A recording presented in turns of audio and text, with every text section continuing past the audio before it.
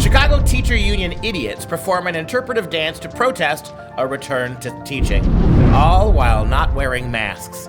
Look, if you could prance around like drunken walruses, huffing and puffing on everyone else like wheezing grampuses, you can get your talentless back to teaching. I'm Dr. Duke, she's Katie, and this is the Dr. Duke Show.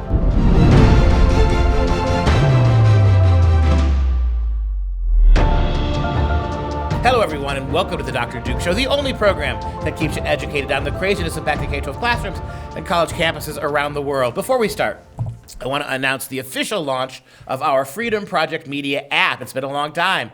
We've been working on this for a while to provide a place where our media can be available to everyone, free and uncensored. Well, I guess they could kill the App Store, but simply search Freedom Project Media on your smartphone, phone, tablet, Apple TV, or Roku, and never miss any of our shows. Just make sure you allow notifications. Let me repeat that. Allow notifications when you download the app, and you'll be notified every time a new video is posted. All right, today we head to the Windy City, where Chicago teachers and their beloved unions are going absolute bat-blank crazy.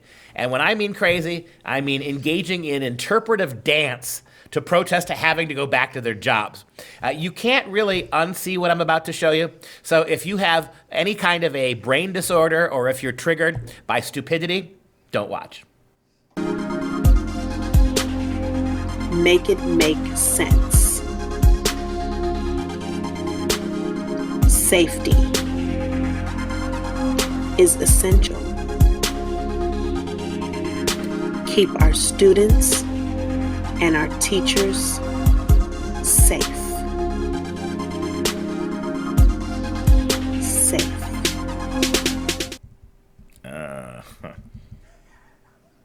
Did you see that, Katie? Nope. Not gonna do it. Do you want these more? Do we really want them back in the classroom? No, but at least if they're in the classroom, those teachers who, if you watch the entire video, they say their names at the end, you can look it up.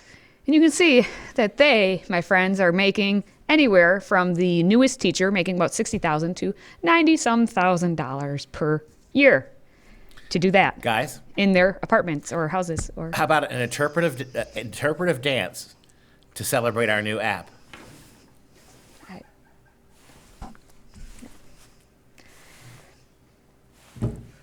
And that's enough of that. Well, these Chicago teachers and they're members of the union and all that. Basically, this came out because it's not like they were the ones who shared this. No, the actual teachers union proudly shared this on their Twitter, saying that, I like how it's 6 of our rank and file dance teachers. The fact that they even have 6 in the whole district, but they're dance teachers, yep. Come together. Wait, they're professional dancers? They're dance teachers. Oh, good God. Of our students, and they come together to use their art form as a voice to express their desire to feel safe amidst CPS's teacher return policy. I thought they were like geometry teachers. I could have at least excused it. They're actually teaching that kind of dance? Well, yeah, it says right there in the tweet. Now, they stand in solidarity, or rather they sway. Prance Prancercise in solidarity with all educators at risk, because no one should have to choose between life and livelihood. Quick question. How many teachers have died from COVID that they got from the kids? Zero? Yeah, hey, I'm beginning to... I'd like to take a moment to thank COVID-19. Of all the shitty things you've done, you did one really cool thing.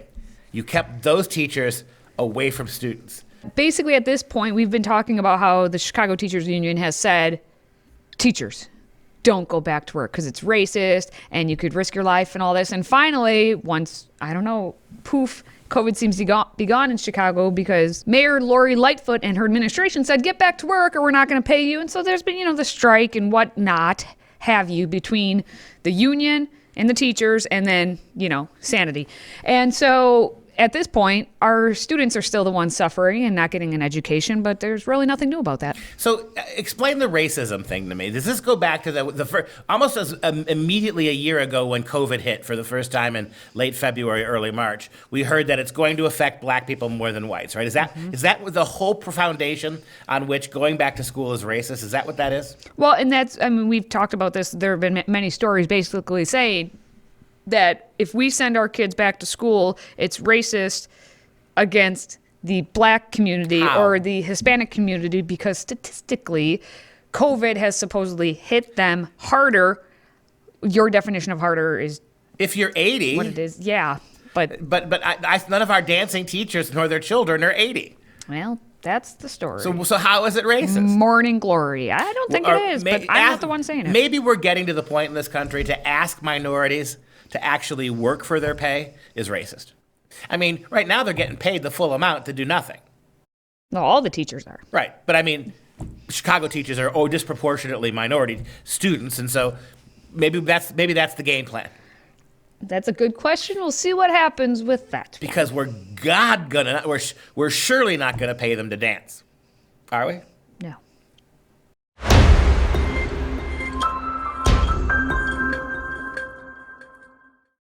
So there's going to be a theme today. It's all about Chicago and how stupid they are. A Chicago teacher actually came out and said in an essay that if we have school in person, white people will basically be killing black people. Okay, sure, why not? Of course, that's what they would say. Now, these nice white parents is being referred to. The Education Post published this essay by Mike Friedberg, who is a middle school science teacher. And the essay is titled, "Are We Going to Let Nice White Parents Kill Black and Brown Families?" That's a headline right there. Now, the whole article, I guess, explains how Friedberg feels that white people are comfortable sacrificing his words, the lives of black and brown families in order to force a return to a normal way of life. So you're saying then it's not normal to kill black and brown families, but it is normal. Yeah. What you're saying is what Mr. Friedberg, and that's not a black name. So No, we're going white. to, right, exactly. He's There's a a science picture. teacher. There's What he's a trying to tell you, picture. really, it is abnormal to expect black and brown kids to go to school. He doesn't realize it, but that's kind of what he just said there, isn't it? Well, he said sacrificing too, so we're going to sacrifice them to return to normal, which Right. means normally we don't sacrifice them. Right. Which means that goes against the grain of the argument, the narrative that black and brown families are always That's the right. ones killed. So anyway, And it also goes one step deeper than that. It basically says that white people want normality, not black people. What is normal to white people is school, not to black and brown skinned people. So in other words, all those black and brown kids are being packed off to school just to make us happy. That was before COVID, right? And so all those tens of millions of minorities went to school not because they wanted to learn anything, because apparently to be black and brown skin is its own education in this country now. You're just doing it to appease nice white families. nice white families. Okey Well, doke. here's what he wrote. He said, "A new COVID-19 strain is more contagious than ever." Like fire flames. The Trump administration's sheer neglect in the face of this deadly pandemic is enraging. Federal inaction has cost lives, and we are far from getting back to a daily normal life. Schools are no exception to this situation. Given the plans to offer vaccines to teachers over the next several weeks, it does not make sense now to force children and staff back into the building. And then he continues, "Students, parents, and teachers are fearing for their lives." Man, he's throwing some straight flame out there. Yeah, but just, he's woo! really not throwing any science. What's the No, of science? course there's no science. What's the It's just all science flame. behind the assertion? Oh, he pointed out that the city is catering to the white minority of parents who demand the school reopening. He says, as the reopening debate gets hotter, we're seeing a new breed of nice white parents emerge. The parents who wish to open school buildings are disproportionately white. In meeting after meeting, I've witnessed Black and Latinx parents voice concerns. Okay. He also claims that Chicago schools are not well equipped with the HVAC systems, and that he fears, for his students and his lives, like all the lives that he has apparently. And he says they're all, like the teachers are all working harder than ever to deliver a high quality instruction. I bet he's not. He also wrote that students can still learn remotely and have an engaging, rigorous curriculum. Can't even. That would be one thing they get that they never got in the classrooms. New and Rigorous. improved. a rigorous experience. As an instructor, he didn't say as a teacher, as an instructor, this is what I'm doing for my students, including focusing on research-based student choice activities. Research-based student choice activities. As a parent, that is what I am witnessing for my own children. I feel bad for all these middle school science kids. He's supposed to be a science teacher. By the way, do you notice who's But always there's that. complaining about getting brown kids in education? White people. people? That's the real. How about nice white middle school teachers? Nice white middle school teachers are responsible for keeping black and Hispanic kids ignorant. Now, if I said that, I would probably run afoul of Twitter. I would probably have to be sanctioned somehow for saying nice white liberal middle school teachers are responsible for not giving minorities an education, because that's literally what he's saying in his own little world. That's not a fun headline like his. It's not. You got to come up with a better one. Here's the big drama, though, all the flame he's throwing. He says, are we really at a point where not wanting our students to die and not wanting to die ourselves is a point of debate? But nobody's died. This is completely absurd. I agree.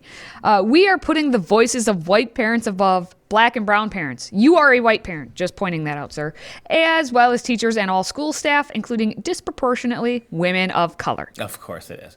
And I'm surprised he didn't work BIPOC into that somewhere. I did not see BIPOC in the whole Did thing. not, But so fail, epic fail. Epic fail. Here's how he concludes. As a teacher, I fear for my own life and the lives of my students and their families. I can't teach from the grave, nor can kids learn from there. How do you know? Unless you try. Boy, he sounds like If we do not speak up, nice white parents will get us killed. I mean, you listen to this. I mean, not only is he a first-rate bigot, right? Yep. Making all sorts of bigoted assumptions about white people of whom he's one, by the way. Not only is he's a bigot, but on none of this is predicated on any science whatsoever. You said it. I would hate to be a middle school kid in that dude's science classes. Yes, so he also was kind of like language arts and all that before, and taking a look at his profile, he has interest in working with English language learners, culturally relevant pedagogy, project-based learning. These are all the buzzwords of the new education system, by the way, everyone. But then it also says Holocaust education and social justice teaching.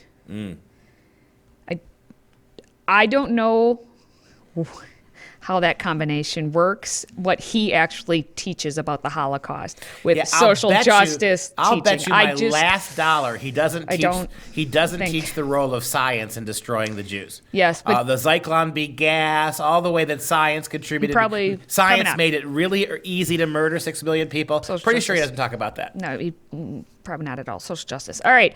Literacy across content areas. Best practices in urban schools. Best practices is to not open the urban schools. The best apparently. practice is no education. That is it. And other things. He says he's an advocate for students and parents and schools and teachers and believes in finding commonalities and engaging in discussion. It sounds like he's with finger pointing and scapegoating. Yes, but it says it's in the best interests of the students. To do what his whiteness says, not what the white people who want him to go back to school. The white people who want kids to get of all colors. This is the world we live in. The white people who want children of all colors to get an education are the villains. The white teachers and interpretive dance people are the ones who don't, and the heroes are the don't people. Gotcha. Once again, white people win.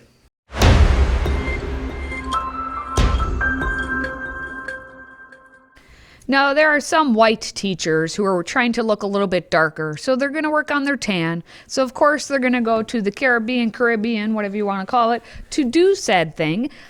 But they also are going to be, true hypocrites and say it's too dangerous to go to school while they're either sunbathing or at least under their big old hat there. Well, this isn't just any ordinary teacher. Not. She's a teacher union leader. Well, she's a board member. Mm-hmm. And so she showed her true hypocrisy and her tan in Instagram photos. Yeah, don't forget the puppies. She managed to work the puppies into the picture. Well, we'll get there. We'll get to that. That's Sarah Chambers. Woof. And she tweeted early one day about a rally to, special education teachers to, don't go to work. It's unsafe. It's a danger for us to return to the classroom. And then later that day, she's on her Instagram there and says, pool life, What? She also says that she's spending the last day of 2020, so we know exactly what day that is, by the poolside. We have the whole pool to ourselves. Well, yeah, because of COVID. Anyway, then we're going to go to Old San Juan to get some yummy seafood. Mofongo? Is that how you say that? Mofongo. Mofongo. Okay. And we have an entire private Airbnb house to ourselves. And then she's here with her friend and all that other jazz. She basically spilled her whole life. But it's so dangerous for her to actually do her job in return, because she's a teacher as well. She's a union board member, but she's a teacher as well. So to return to the classroom, I just got to work out on my tan here in the Caribbean. Yeah, look at that. Just go back to the selfie, for the love of God. I mean, she actually gives credibility to the interpretive dancers, doesn't she? Sure does. Well, according to her profile at Alcott College Prep. Oh, I mean, it's not like MILF dating site or something like that? No, this is her school. It's called Alcott College. Probably can't Prep. say MILF on the air, can you? I don't know. I don't even know if anyone uses that term anymore. Anyway, Chambers is listed as being a special ed teacher, teaching trigonometry and biology. Well, I don't know how that works, but according to her profile, special ed. She's a special ed teacher. Learning disability kids teaching trigonometry. Trigonometry and biology. So again, she's science-based. Apparently, biology, a little bit of science, understanding the science, COVID, go to the beach in the Caribbean by yourself, fly there. How does that work? How is that being and safe? she's Just not wondering. alone. She brought the puppies. Oh, yes. She brought the puppies with her. I did like, she also, under her profile, says she's part of the Gay Straight Alliance, and her interests include, I love salsa, blues, and swing dancing. For exercise and relaxation, I do yoga multiple times a week. During the summer, I'm usually traveling for 5 weeks out of the year, or when you should be teaching. I've been to 31 countries in South America, Africa, Asia, Europe, and North America. I've studied abroad in Ecuador, Spain, Mexico, Cuba, and Puerto Rico. I also love teaching and helping students find their voices. See how everything else came first, and then, right. Yeah, I like teaching. But most of all, I want lecturing you from a beach, right? And look, if you're not jealous enough of my gleaming white teeth or my big vacuous eyes, there's always the puppies. And the kicker, Katie, is what? Oh, our friend, Sarah Chambers, is making $85,000 per year, plus her benefits, which equate to about $29,000 per year. So, of course, she can, afford to head on to Puerto Rico for a week at the beach, or the poolside, I guess, all by herself in her Airbnb.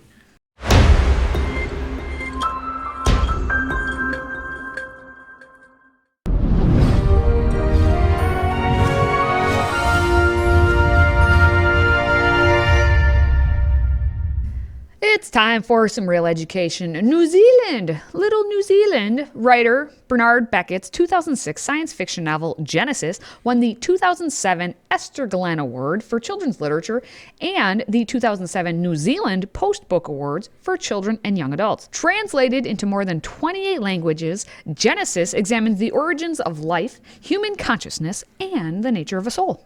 Yeah, and so we're carrying over Tyranny Week into the next week of the Biden administration. So ever since the inauguration, we've decided to share with you quotes from dystopian novels. All those wise men and women from the last 100 years who warned us what was going to happen when government got too big for its britches, where government decided that they rule us, we don't rule them. And as I've said many times in the last 3 weeks, these segments many of them are written by, these novels are written by men and women of the left.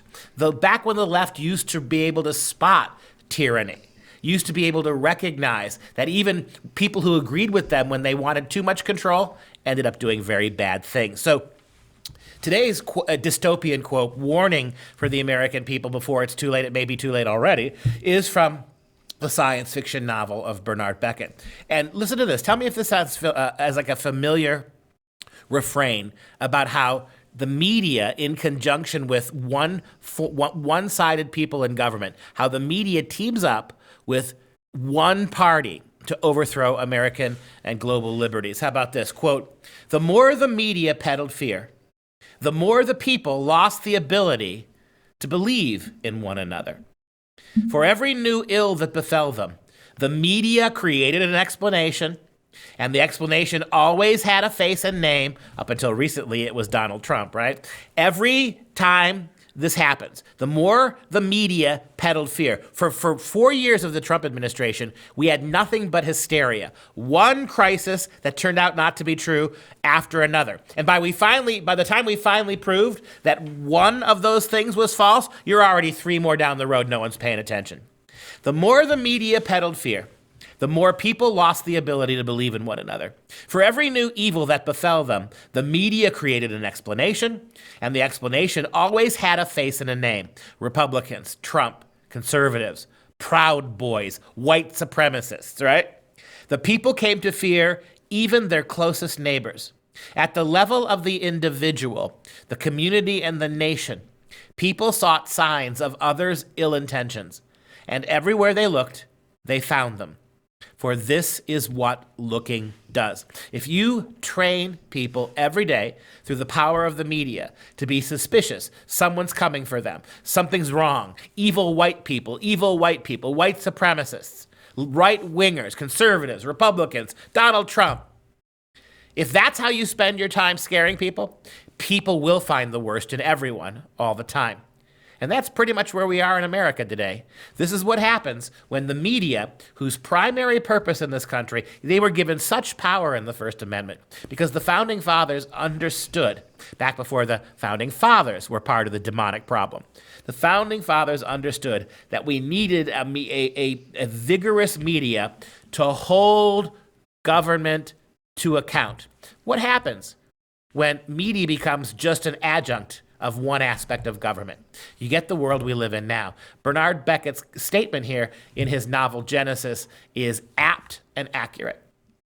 All right, just a reminder to please take some time, download the brand new Freedom Project Media app on your smart device. You'll be able to watch all of our videos, including every single episode of The Dr. Duke Show. You also get in-depth interviews, all of our lectures, educational animations, and we've got much more in the works, so stay tuned. All you have to do is simply search Freedom Project, all is one word, wherever you download apps, and make sure, please allow notifications.